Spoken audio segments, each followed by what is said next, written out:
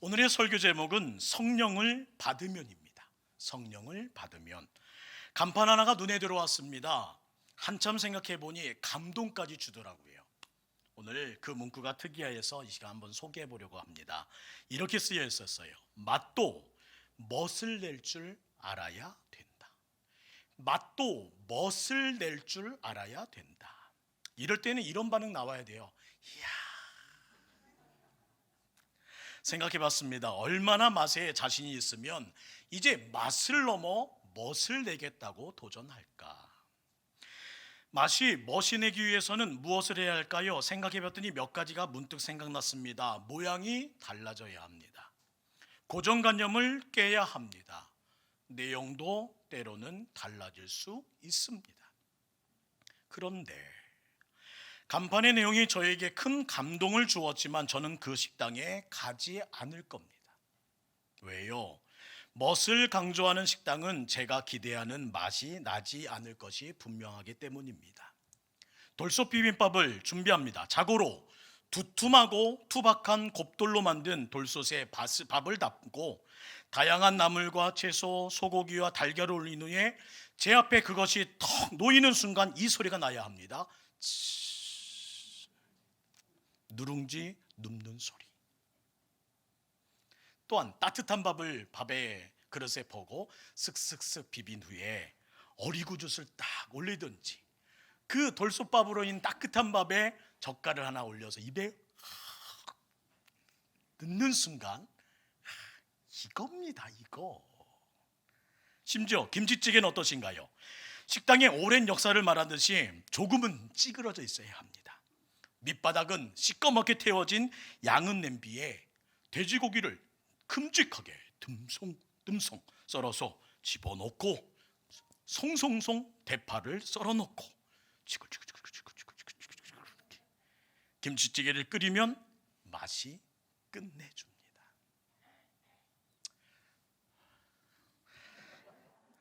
멋을 내다 못해 자칫 맛을 잃어버릴 수도 있고 멋을 생각하다 보면 어찌 보면 맛이 변질될 수도 있다는 겁니다. 이렇게 맛집을 통해 담임 목사가 정리한 생각이 있습니다. 이것입니다. 우리는 갈수록 경건의 모양에는 신경을 쓰지만 경건의 내용을 상실한 채 살아가고 있다는 겁니다. 주일 성수 잘합니다. 바른 자세로 예배드립니다. 교회에도 봉사라면 뒤처지지 않는 모습이 명확합니다. 모두에게 경건의 모양은 있습니다. 그런데 어느 순간에부터인가 경건의 능력이 상실된 듯합니다. 너무 멋을 내다 보니 너무 보이는 것에 집중하다 보니 맛을 넘어 멋을 내려 하다 보니 우리의 가치관은 진정한 맛을 잃어버리고 만들어버릴 수 있을 때가 많다는 거예요. 한번 생각해 보세요. 예전에 누가 예배 가운데 눈물로 기도하면서 화장이 지워질까? 마스카라 자국이 이렇게 흘러내릴까 생각되어 눈물을 멈춘 적이 있던가요? 예전에는 어찌 그렇게 찬양과 기도로 쉰 목소리를 자주 들었나요? 권사님 목소리가 쉬었네? 찬양하다 보니까 기도하다 보니까 그것이 한두 명의 소리가 아닌 모든 성도의 동일한 것처럼 쉰 목소리가 어찌 보면 자연스러워 보였습니다. 언제부터인가 이렇게 쉰 목소리가 어찌 보면 찬양으로 기도로 쉬어버린 그 소리가 그리운 때가 되어버렸습니다. 예전에는 부흥회가 많았기 때문일까요? 그 크던 아멘 소리가 어디로 사라졌습니까? 아멘, 아멘, 주여. 그 소리가 교회를 통해서 흘러나갈 때에 땅이 진동하고 그 소리를 듣는 많은 사람들이 저곳에 교회에 있음을 생각하며 고개를 돌려 교회 건물을 바라봤던 일이 바로 예전의 일이었습니다. 그때가 지금보다 죄가 많고 그때가 지금보다 하나님 찾아야 할 위험이 많고 그때가 지금보다 더 크게 아멘했을 만큼 심각했단 말입니까? 반대 아닌가요? 그때가 지금보다 죄가 많은이 아니라 그때보다 지금이 죄가 많고 그때보다 지금이 하나님 찾아야 될 위기이며 그때보다 지금이 더 크게 아멘 해야 될 때가 아니라는 말입니다. 따라합시다. 제대로. 옆에 사람 가르치면 한 번만 더요. 제대로. 그렇다면 교회의 맛, 성도의 맛 제대로 내려면, 경건의 능력을 회복하는 방법을 찾으려면 어떻게 해야 될까요? 한 번 더 따라합시다. 성령 받으면 해결. 제가 성령 받으면 손을 들고 이렇게 해결하시면 됩니다. 성령 받으면 맛깔스러운 교회 원하십니까? 담임 목사와 교역자가 성령 받으면 해결됩니다. 그래서 기도해 주셔야 돼요. 맛을 내는 인생을 살기 원하십니까? 성령 받으면 해결됩니다. 우리의 인생의 모든 문제 해결을 원하셔서 이곳에 오지 않으셨습니까? 성령 받으면 해결됩니다. 하지만 성령 받는 교회, 성령 받은 성도의 길은 우리가 기대하는 바와는 다를 수 있습니다. 아니, 전혀 다른 길입니다. 성령의 첫 경험이 무엇입니까? 죽는 일이기 때문입니다. 내가 죽어야 사는 일이 일어납니다. 내가 거듭나야 살리는 일이 일어납니다. 살리는 일을 경험하기 원하신다면, 감당하기 원하신다면 우리는 궁극적으로 먼저 죽음의 길, 십자가의 길을 가야 하는 것입니다. 모르는 게 아닙니다. 모두가 압니다. 그런데 아는 대로 사는 일이 쉽지 않더라는 거예요. 아는 일이 사는 일로 바뀌는 능력 역시 성령님께 있습니다. 성령이 하시면 해결됩니다. 언제까지 반복하시겠어요? 알긴 하는데 그게 안 되네. 그래서 서둘러 기도해야 합니다. 주님, 성령 주십시오. 주여, 성령 받게 하옵소서. 내가 놓친 성령의 능력, 내가 잃은 성령의 뜨거움, 내가 외치고 싶은 성령의 간절함, 내 마른 눈물을 채우게 하시는 하나님의 거룩한 은혜 안에 하나님 성령의 감동이 시작되기를 원합니다. 기억하시죠? 성령 받으면 해결되는 일입니다. 우리 마음에 은근히 이 정도면 되겠지라는 생각이 싹 들 때가 있습니다. 내 생활 이 정도면 됐지 않아? 내 능력 이 정도면, 내 성격 이 정도면, 내 신앙, 봉사, 훈련, 헌금 이 정도면, 여러 분야에서 이 정도면 되겠지라는 생각으로 막을 내렸습니다. 그러나 우리는 늘 하나님 앞에 부족하다는 의식을 가지고 더 잘하고 싶다는 거룩한 욕심을 가지고 정진해야 함을 잊지 말아야 합니다. 하나님께서는 그런 사람에게 성령을 부어 역사하시고 일하시기 때문입니다. 오늘 우리는 고넬료라는 한 사람을 마주합니다. 그는 매우 경건하고 아름다운 신앙의 삶을 살고 있었던 사람입니다. 이 정도면 되겠다 싶을 정도로 말씀을 읽으며 그의 인생을 추적하는 우리에게 그는 말합니다. 그 정도면 됐어요. 그러나 자신뿐만 아니라 온 집안 식구들과 함께 예수님을 믿고 사람들로 하여금 경건한 사람이라고 인정받던 그는 멈추지 않습니다. 더 잘하고 싶은 욕심에 그가 선택한 것은 무엇입니까? 기도하였다는 겁니다. 로마의 백부장이라는 큰 권력을 소유한 그가 보잘것없는 어부 베드로에게 정중히 처한 위에 그를 맞이하는 첫 인사를 보십시오. 사도행전 10장 33절을 저는 이렇게 풀었었습니다. 정말 잘 오셨습니다. 지금 여기 하나님 앞에 우리 모두 와 있으니 주께서 당신에게 명령하신 모든 것을 귀 기울여 듣겠습니다. 내게 말씀하옵소서. 유대인들까지도 그를 칭찬합니다. 함께 읽을까요? 사도행전 10장 22절입니다. 시작. 그들이 대답하되 백부장 고넬료는 의인이요 하나님을 경유하는 사람이라 유대 온 족속이 칭찬하더니 그가 거룩한 천사의 지시를 받아 당신을 그 집으로 청하여 말을 들으려 하느니라 한대. 지배 국가의 백부장이 식민지 사람들에게 칭찬 듣고 인정받는다? 사실 불가능한 일입니다. 원수지간 아닌가요? 이 정도의 모습이면 만족할 수 있지 않겠냐는 겁니다. 그 정도면 심지어 하나님께서 그에게 인정하는 목소리는 뚜렷합니다. 사도행전 10장 4절입니다. 고넬료가 주목하여 보고 두려워 이르되 주여 무슨 일이니까? 천사가 이르되 하나님이 이르되 내 기도와 구제가 하나님 앞에 상달되어 기억하신 바가 되었느니라. 고넬료는 이런 삶을 산 사람이에요. 이 정도면 봉사도 잘해, 구제도 잘해, 주의 종 앞에서 겸손히 하나님을 섬기며 살아. 뭐 하나 빠지는 게 없어. 이 정도면. 그러나 고넬료는 늘 부족하는 의식을 가지고 항상 외쳤습니다. 나는 늘 부족해. 나는 더 잘하고 싶어. 그래서 정해진 시간 그는 뜻을 정하여 하나님께 기도합니다. 바로 그때 더 잘하고 싶은 자에게, 부족함을 인정하고 주님을 찾는 자에게 성령 하나님께서 역사하시는 모습이 성경에 펼쳐집니다. 말씀을 함께 듣던 모든 가족도 성령의 충만을 받았던 그 은혜의 현장을 한번 볼까요? 사도행전 11장 15절입니다. 함께 했습니다. 시작.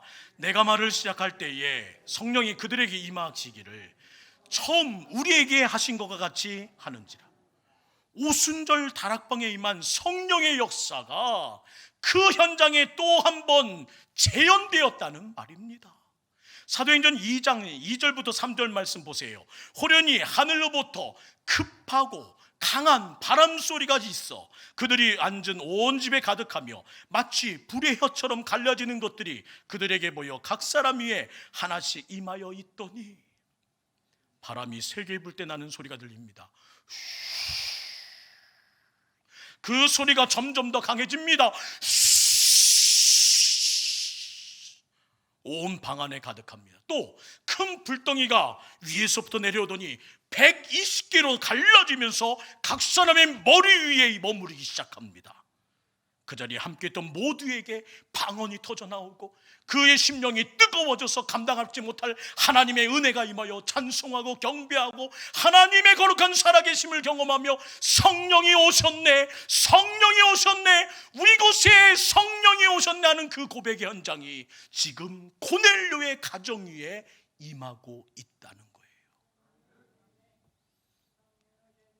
저는 오늘 이 시간에도 이 자리에 그 역사가 있기를, 재현되기를 주의 이름으로 축원합니다. 동서사방에서 불어온 성령의 바람이 아멘할 때까지 사모한 만큼 받게 되어 있습니다. 여러분의 심령을 녹이기 시작하고 열기 시작하는 가운데 성령의 불이 위에서 붙어 올라서 이곳에 앉으신 모든 성도님의 머리로 불이 갈라져 머무는 일이 역사하기를 주의 이름으로 축원합니다. 방언이 시작되고 마음이 식어지고 하나님 눈물이 쏟아져서 하나님 생각할 수 없게 엉엉 울기 시작하면서 아멘 아멘 아멘 아멘 아멘 하면서 성령의 역사가 여러분의 마음을 뜨겁게 하고 처음 믿었던 그 첫사랑을 회복하였노라. 감사합니다. 성령이 오셨네, 성령이 오셨네, 춤추며 나가며 목사님 성령이 오셨습니다 하는 그 재현의 역사가 우리 동북교회 것이 되기를 주의 이름으로 축복합니다. 그냥 구호가 아니라 1년에 한 번 지키는 성령 강림주일이 아니라 하나님, 우리는 이 일을 목격하기 원합니다. 이 재현되는 21세기의 거룩한 역사가 우리 교회에 보여지기 원합니다. 나의 심령을 뜨겁게 하는 성령 강림이 사건이 되고 현실이 되고 간증되기 원합니다.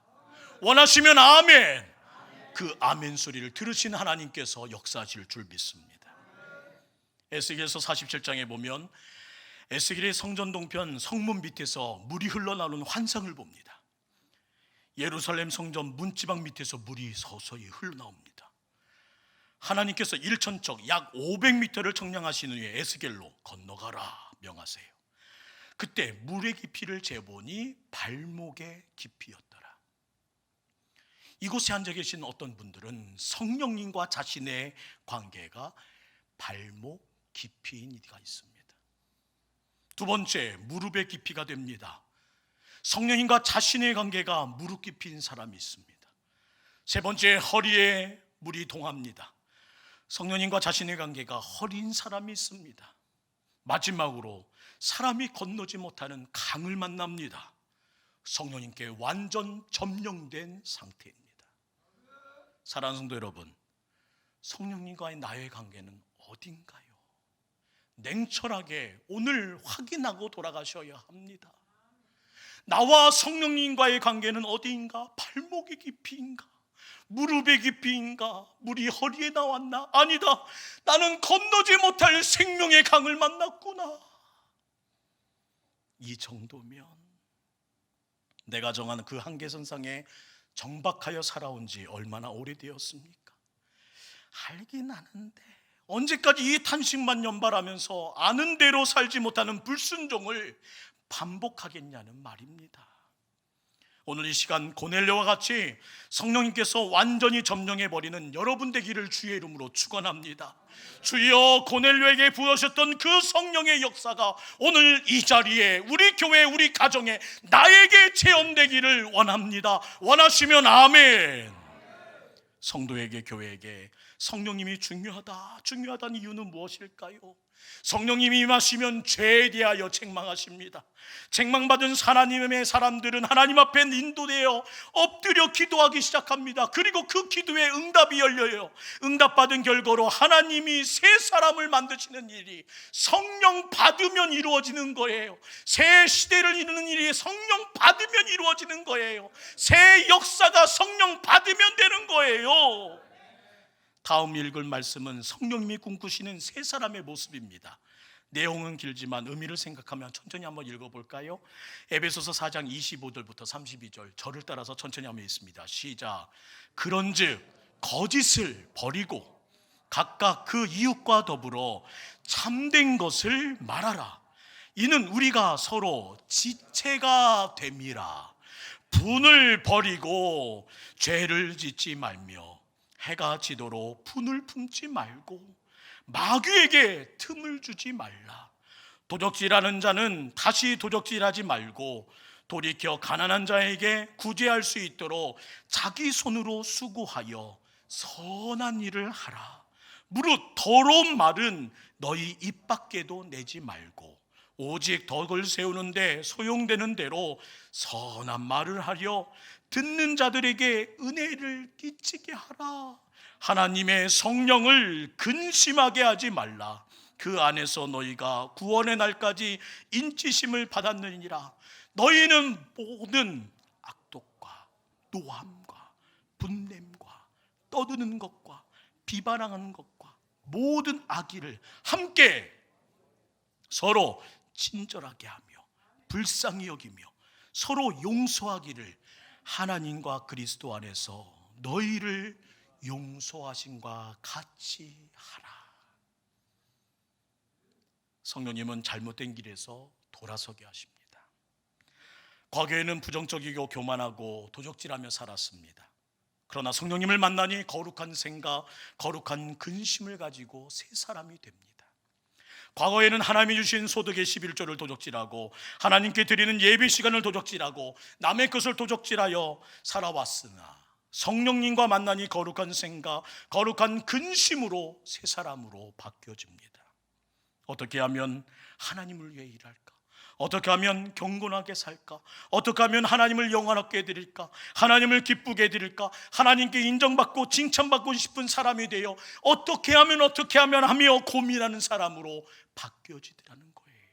그뿐만이 아닙니다. 축복의 말, 사랑의 말이 가득한 사람으로 바뀌어집니다. 성령님을 근심하게 아니려고 애씁니다. 사랑과 용서를 베푸는 사람이 됩니다. 마음이 인자한 사람이 됩니다. 남의 허물을 덮어주는 사람이 됩니다. 남을 불쌍히 여기는 사람이 됩니다. 온 세상에 복음을 전하는 사람이 되어 주님이 성령이 오셨습니다라는 말들로 살아갈 수밖에 없는 하나님의 자녀가 됩니다.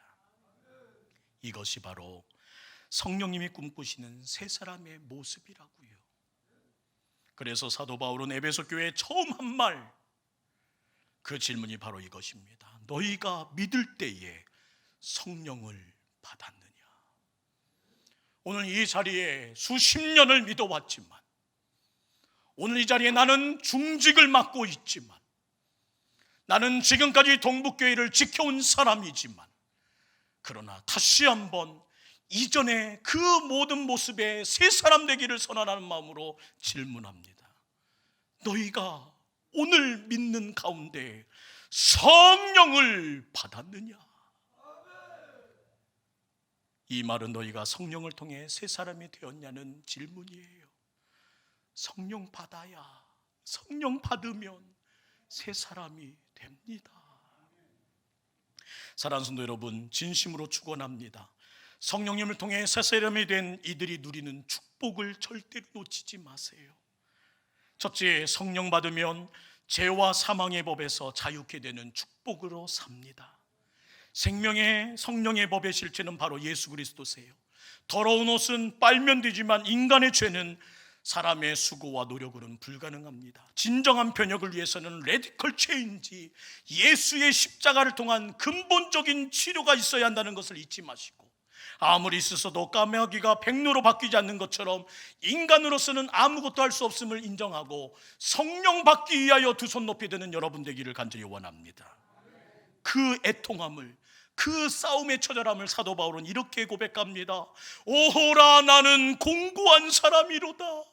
이 사망의 목에서 누가 나를 건져내랴. 아, 비참합니다. 이 사망의 목에서 누가 날 구해낸단 말입니까? 이처럼 죄 때문에 고민하는 모든 인류에게 주님은 선언하십니다. 예수 그리스도 안에 있는 자에게는 결코 정죄함이 없느니라. 이 얼마나 큰 축복입니까? 속죄함 받음으로 천국을 기업을 얻습니다. 하나님의 자녀가 됩니다. 예수 믿음으로 운명이 바뀝니다. 할렐루야. 둘째, 성령 받으면 하나님을 기쁘시게 하는 축복으로 삽니다. 육신을 쫓는 자와 영을 쫓는 자의 삶은 완전히 다릅니다. 로마서 8장 5절과 6절이에요. 육신을 따르는 자는 육신의 일을, 영을 따르는 자는 영의 일을 생각하나니, 육신의 생각은 뭐라고요? 사망이요, 영의 생각은, 아멘.